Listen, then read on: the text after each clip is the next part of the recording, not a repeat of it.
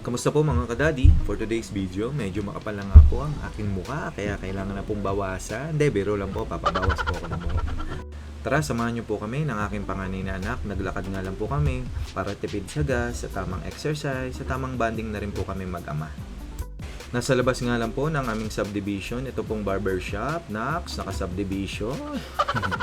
At ito na nga po ang Bertus Barbers. Maganda po yung location niya kasi malapit po siya sa daanan. Ayun po, one of the best. Ito po yung pinakamalapit na best sa amin kaya ito po yung pinupuntahan ko. Kayo na po bahala mag-isip. At matatagpuan nga po siya dito po sa tapat ng malaking bahay na may kulay itim na gate. At pagpasok niyo po maraming halaman at malapit sa malunggay.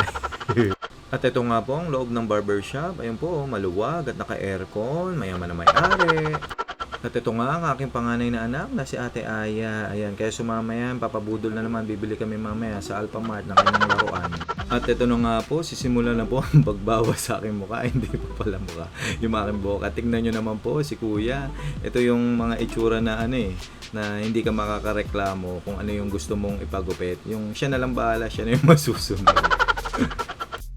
Peace tayo po, Kuya.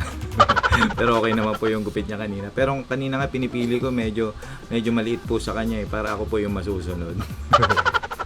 At kanina nga po inaantay ko po siya magkwento ng kung ano-ano. Sasang-ayunan ko po talaga siya kung ano pong gusto niya ikwento. At kanina nga po tinatanong niya po ako kung anong gusto kong gupit. Sabi ko, gupit tatay na lang, okay na po yung kuya. At ayun nga po mga kadadi, kahit pa paano nagmukhang tao. Salamat po sa panonood. God bless po. Bye bye po.